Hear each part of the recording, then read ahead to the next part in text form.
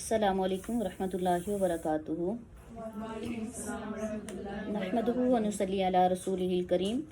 अम्मा बाद फ़अऊज़ु बिल्लाहि मिनश शैतानिर रजीम। बिस्मिल्लाहिर रहमानिर रहीम। आज इंशाअल्लाह हम सूरह तकवीर की तर्जुमा और इसकी तफसीर को देखेंगे। बिस्मिल्लाहिर रहमानिर रहीम। शुरू अल्लाह के नाम से जो बड़ा मेहरबान और नहायत रहम फरमाने वाला है। सूरह तकवीर के मुतल्लिक सैयदना इब्न उमर रज़ी अल्लाह ताला अन्हु फरमाते हैं कि रसूलुल्लाह सल्लल्लाहु अलैहि वसल्लम ने फरमाया, जिस शख्स को ये पसंद है कि वो क़यामत को अपनी आँखों से देखे तो उसे चाहिए कि वो सूरह तकवीर पढ़ ले, सूरह इन्फितार पढ़ ले, सूरह इंशिक़ाक़ पढ़ ले। इसको कसरत के साथ अल्लाह के रसूल अलैहिस्सलातु वस्सलाम से पूछा गया कि आप अलैहिस्सलातु वस्सलाम के सर में सफ़ेद बाल देखे तो पूछा, अल्लाह के रसूल जी आपके सर में सफ़ेद बाल आ गए हैं। तो आपने फरमाया कि मुझे सूरह तकवीर ने बूढ़ा कर दिया है।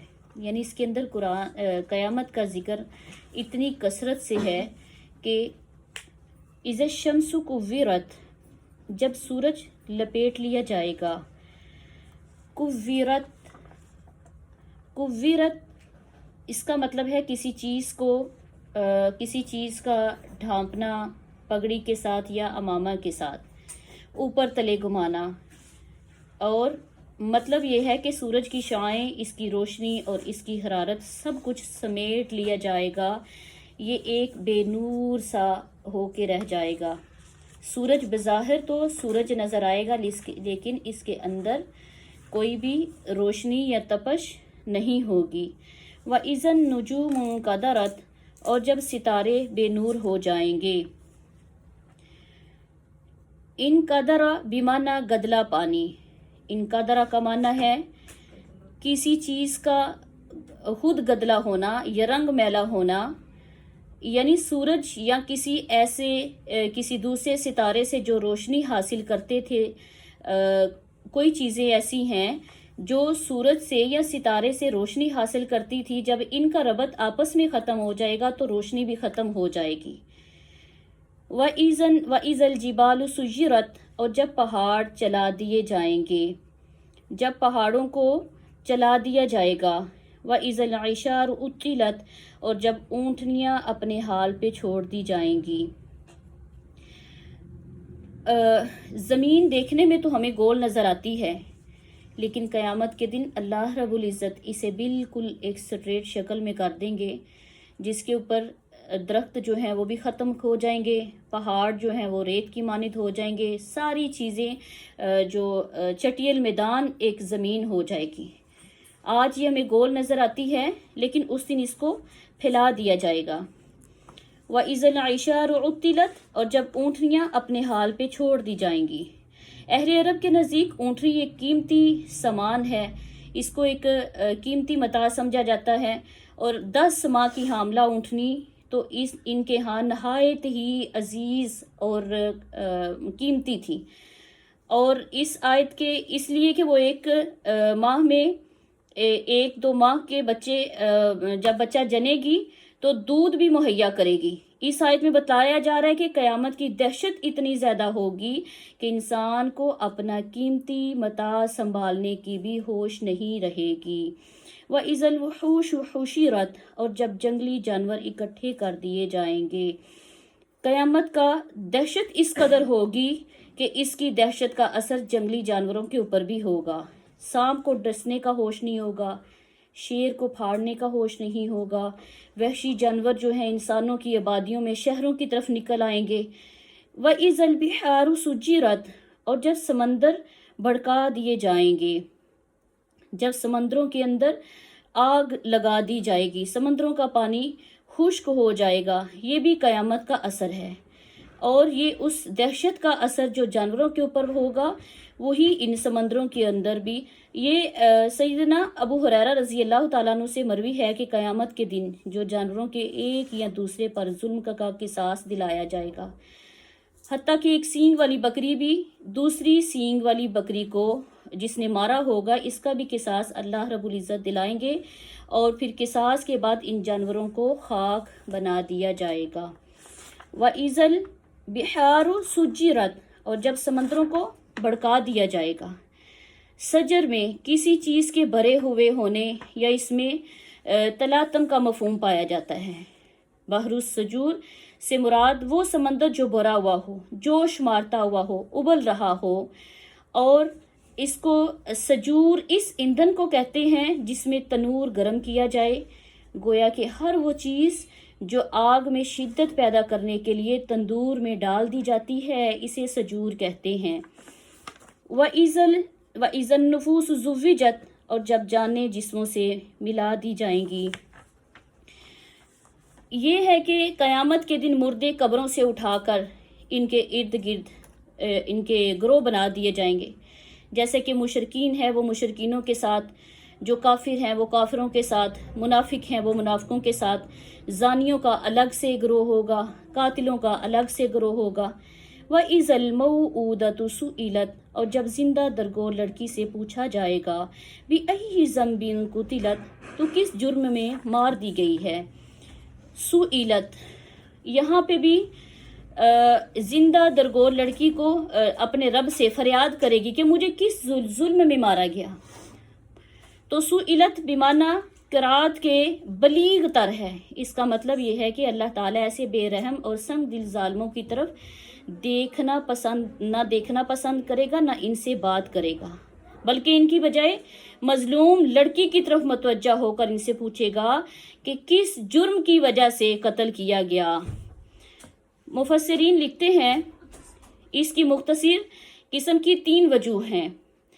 ایک، وہ تنگ دست اور مفلس ہو جانے کے خطرے سے اولاد کو مارتے تھے، یہ کہتے تھے کہ ہماری جو ہے لڑکیاں ہوتی ہیں کماتی نہیں ہیں اور ان کو ان کے اخراجات اٹھانے پڑتے ہیں، تو ان کی 3 وجوہات میں سے پہلی وجوہات یہ ہے کہ وہ تنگ دستی اور مفلس ہو جانے کے خطرے سے لڑکیوں کو مار دیا کرتے تھے۔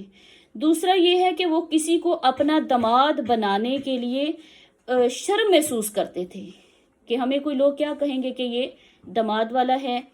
تیسری سب سے اہم وجہ یہ تھی کہ اہل عرب میں قبائلی جنگوں میں جو مشغول رہتے تھے، تو ایسی جنگوں میں لڑکوں کی اولاد جو ہوتی تھی، ضرورت ہوتی تھی، وہ ان کی مددگار بنتے تھے۔ لڑکیوں کا معاملہ تو بالکل الگ تھا۔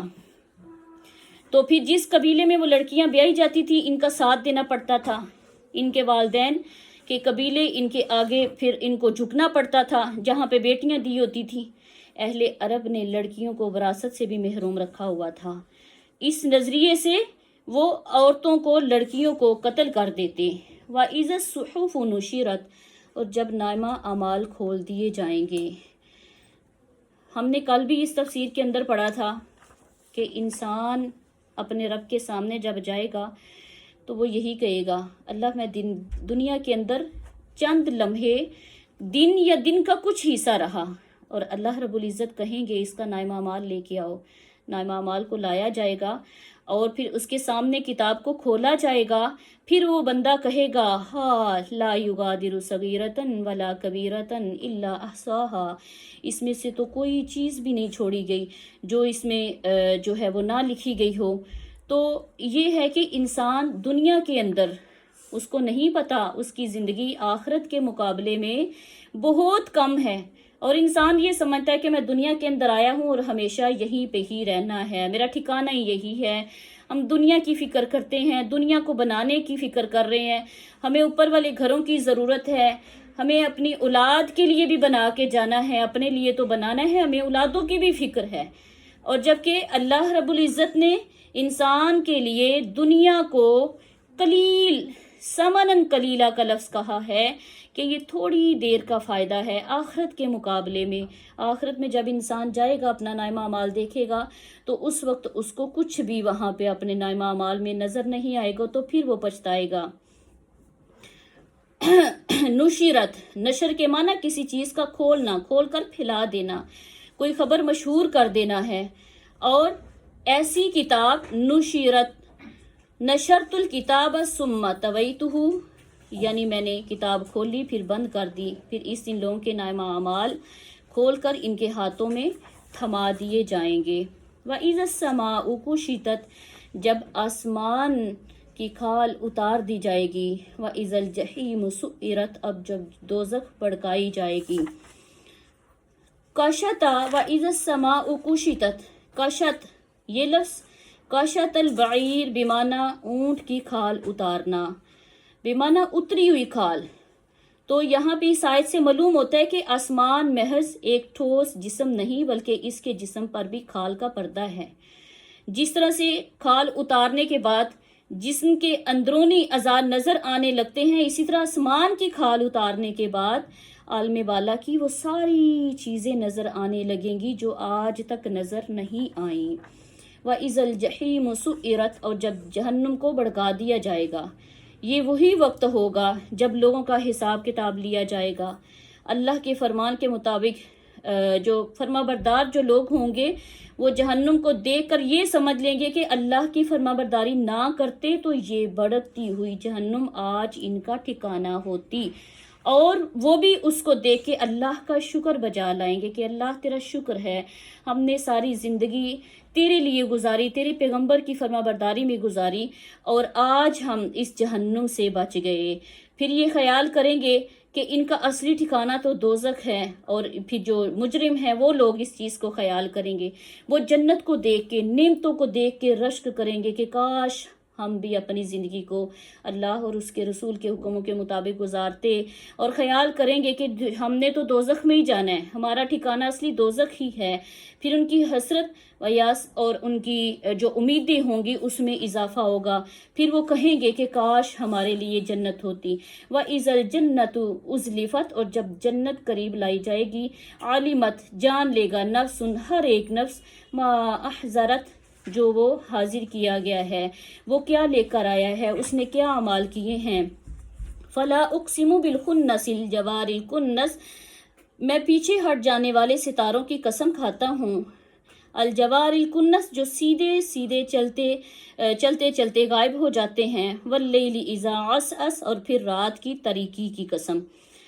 عسعس بمعنی دھندلا، خواہ یہ شام کا دھندلا سا ہو، جیسے سورج غروب ہونے کے بعد رات کا اندھیرا چھانے لگتا ہے تو ایک سرخی سی ہوتی ہے، خواہ یہ صبح کا دھندلا ہو یا رات کا، رات کی تاریکی غائب ہو جاتی ہے اور صبح کی روشنی پھر اس کے اوپر غالب آ جاتی ہے۔ اس لحاظ سے یہ بھی ترجمہ ہو سکتا ہے کہ رات کی جب جانے لگے، والصبح اور صبح اذا تنفس جب سانس لینے لگے، جب طلوع آفتاب جو ہے اس سے قبل روشنی جو پھیلتی ہے، اس سے مراد موسم بہار میں جو خوبصورت سی ہوائیں چلتی ہیں اور سورج جو ہے وہ طلوع ہونے کے قریب ہوتا ہے، وہ انہ لقول رسول کریم، یہ قول ایک معزز فرشتے کا قول ہے، رسول قاصد بھیجا ہوا فرشتہ، یہاں سے مراد جبریل امین علیہ السلام ہیں۔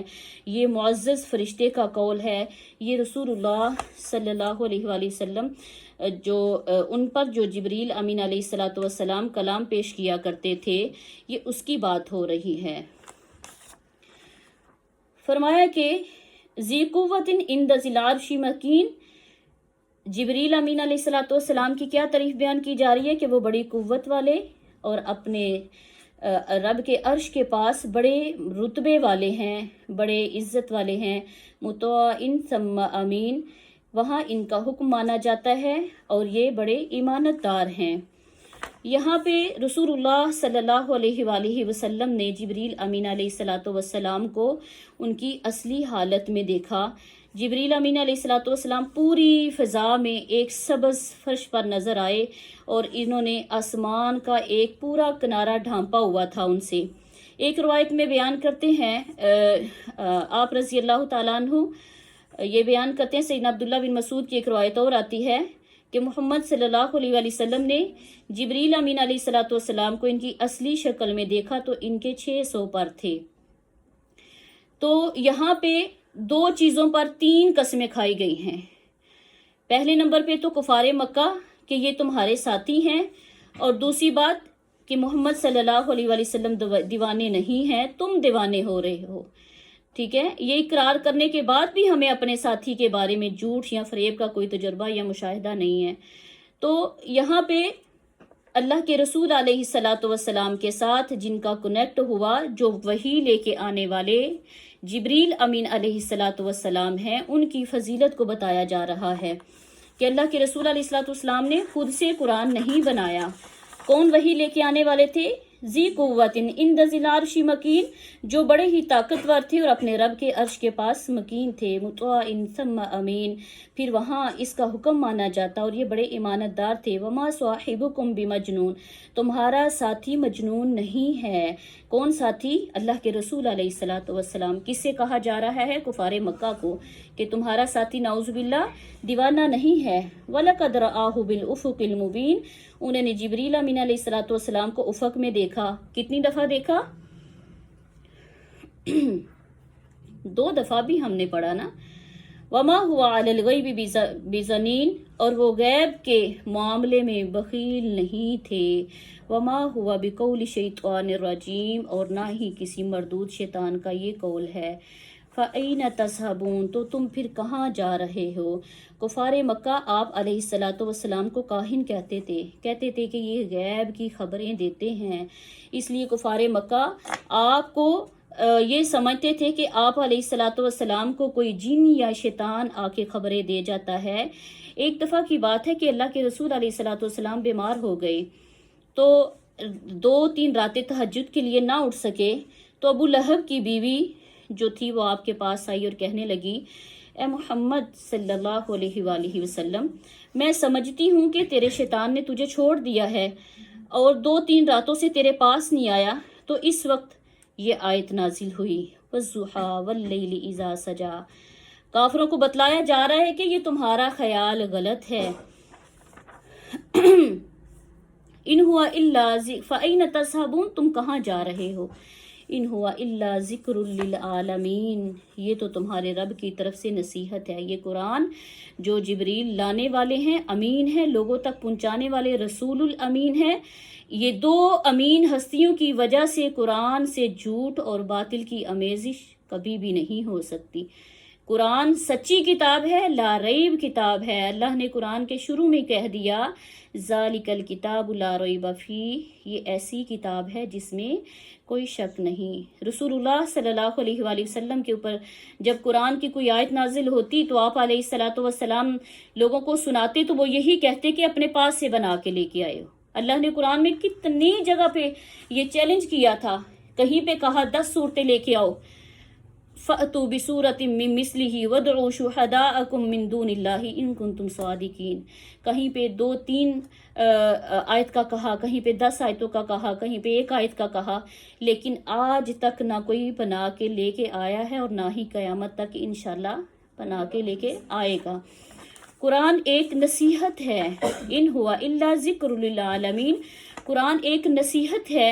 اس نصیحت سے فائدہ اسی کو پہنچتا ہے جو سیدھی راہ پہ چلنا چاہے، جو بری رستے، کج رویاں اور ٹیڑھے پن اور اس میں مختلف قسم کے رستے نکالے، قرآن اس کے لیے ہدایت نہیں ہے۔ لمن شاء منکم ان یستقیم، کس کے لیے نصیحت ہے؟ جو سیدھی راہ پہ چلنا چاہے۔ وما تشاءون الا ان یشاء اللہ رب العالمین، تم چاہ نہیں سکتے مگر وہی جو اللہ رب العزت کی ذات چاہتی ہو۔